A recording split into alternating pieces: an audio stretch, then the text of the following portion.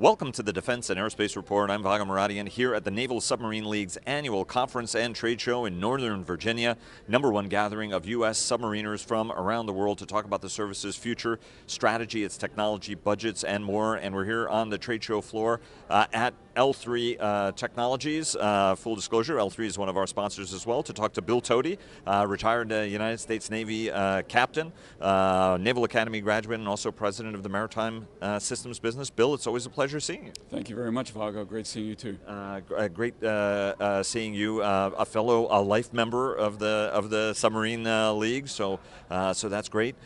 You guys, Sean Stackley is now head of the business unit that you're part of, the former Navy acquisition chief. You're president of that unit. Talk to us a little bit about this reorganization and this renewed focus on maritime. I mean, the company has always had a very, very important maritime capability and footprint, but now you guys are refining it to try to expand that business space. Absolutely. Our CEO, Chris Kubasik, made the decision a little more than a month ago to combine both maritime and communications into a single segment. And my boss, Sean Stackley, was put in charge of that, and so it's a great idea. What it allows us to do is integrate fully maritime capabilities with the command and control links, communications, and other links necessary to make it a fully missionized capability. We also have added unmanned platforms in the business as well. So we have both unmanned undersea vehicles and recently acquired ASV, a new unmanned surface vehicle company that brings exciting technology. And you guys are also in the process of the Harris acquisition that was announced, which is an extraordinary transformation for the company as well. I know that that's early days yet, but do you have any idea how that's going to impact your business unit? Well, rather than being an acquisition, we think of this as a merger of equals between Harris and L3. And there is a maritime business within Harris that will be integrated. We'll find out how that goes down over the next few months. It's a wonderful marriage. The two businesses are very complementary. There's almost no overlap. And together we're going to be much stronger than we are separate. You are showcasing a lot of new products here, as well as putting some claims in front of the customer at a time when they want longer legs for their unmanned systems. We heard from John Tamman today, given that N97 now is also the repository of what was N99. What are some of the things you guys are highlighting and showcasing here? Because you guys go everything from power all the way to finished units. So talk to us a little bit about some of the focus areas you're bringing the submarine customer, your fellow shipmates. Yeah, I would say the way we differentiate these days is we have a concept that we call getting the active emitters off of manned platforms. You know, there's the unmanned world has often said we're going to do the dangerous, dirty, and dull things with unmanned platforms, but our vision, more to the point, is to get everything that emits, that's traceable, as much as we can off of manned platforms. So we've developed a very small UUV, and people think small UUV means short legs. It turns out with this IVER UUV and the new open water power aluminum battery technology we've developed, we can get up to 50 miles of range in an 8-inch size form factor in a UUV. And with that, we can launch from any platform you can imagine. And the unmanned surface vehicle side as well, you know, that we're thinking about how to get, you know, the active emitters off of manned platforms and on our large unmanned surface vehicles. So that's a big thrust going forward for us. And what are some other things, aside from the unmanned vehicle stuff? You guys also do have some detector, you've got a periscope head there as well as you know, talk to us a little bit about the new Mast and capability you're bringing to the customer. Yeah, so, you know, we are essentially the only periscope maker, well, certainly the only periscope maker in the United States. I would a little bit be more boastful and say the only real good periscope maker in the free world. And so, that's right, Kollmorgen, because L3 acquired Kollmorgen some years ago, which has been the supplier for U.S. Navy periscopes since the birth of the Submarine Force. Absolutely, and you know, the photonics mast, which is on the Virginia-class submarine, is something that we make. And it's wonderful 1990s technology, and then it's big and it's bulky, and it was the best we could do back in the 90s when it was designed. But these days, we could easily put the same capability in a form factor that looks like a classic submarine periscope. Up to 4K video is possible, and there's so much we could do, and we could shrink it down into something that's much less detectable than the photonics mast is today. I remember talking to Willie Hillardis, and he was talking about the 18 and how much he misses it. So for your generation, that's something that's known. Whereas there's going to be, think about it, Bill. There's a whole generation of submariners who don't even know what Dancing with the Fat Lady.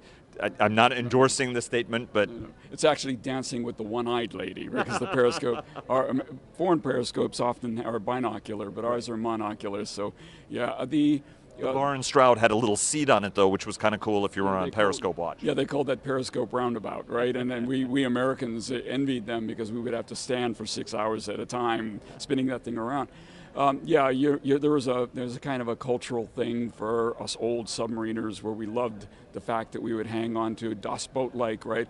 And having a joystick and a video screen instead isn't as sexy, but it's much more practical. You can take an image, you can have the scope exposed for less than a second, lower it, and you can study that image for a long period of time. So it's much more practical. It's much better technology. And also not a big through-hull fitting that, God forbid, in a circumstance that's a big hole the water can come in the boat from. Through. Right, but not only that, because you eliminate the periscope needing to be in the upper level of the submarine, you can put it in the middle level, which allows you to make the control room bigger. So there's all kinds of virtues for having a non-penetrating periscope. Exactly so. You were commanding officer of a nuclear-powered attack submarine, the USS Indianapolis, with which you had a different relationship, I think, than most people. Most people don't serve 3 times on the same ship, and yet you did, but eventually became commanding officer. But you also have a very, very close relationship to the survivors and the surviving crew members of the USS Indianapolis. That was the ship that delivered the atom bomb to Tinian and then was sadly sunk, and many of its crew didn't survive because it took longer to rescue that crew than would ordinarily have been the case. Talk to us a little bit, because there was an event here recently in Washington and a book talk you were involved in, but you're also organizing another reunion of that extraordinary crew next year. So talk to us a little bit about your link to Indianapolis, the submarine, but also the Indianapolis, the cruiser from World War II. Well, having served 3 tours on the submarine Indianapolis, I had a great deal of knowledge of the cruiser survivors. And everything we did throughout the life of our submarine, we would report to the cruiser survivors. We would send them periodic updates. Here's how your namesake ship is doing. This is what we're doing. This is where we're going. We couldn't talk about the classified missions, but we did everything short of that. And when we decommissioned the submarine, I invited all of the survivors to the decommissioning. In fact, I asked them to stand in formation with my crew one last time. And so we had the combined crew of the submarine and the cruisers together in 1998 in Pearl Harbor, Hawaii, for the decommissioning of the submarine. Sadly, after their captain was court-martialed in 1945 for the sinking, he committed suicide, and this week, sadly, poignantly, is the 50th anniversary of his suicide. And so it's particularly, memorable week for me and poignant week for me, because over the course of my career as captain of the Indianapolis, I kind of got in. I thought I was getting inside his psyche a little bit and got to feel a little bit the way he did. Every time I would come aboard my ship, I would hear Indianapolis arriving just like he did when he was in command. And so it's a sad day. The book is a great book. It's called Indianapolis, and it's got a much longer subtitle. It came out in July. Simon & Schuster published it, and it's doing very well, but I recommend folks read it if they want to know anything about the story. And the author? The author, there are 2 authors, both ladies who have learned so much new material over the course of the last 20 years since the last book came out, and their names, Sarah Vladeck and Lynn Vincent are their names. And talk to us about the reunion that's happening next year. Every July, paradoxically, on the anniversary of their sinking, the cruiser survivors have gotten together since 1960.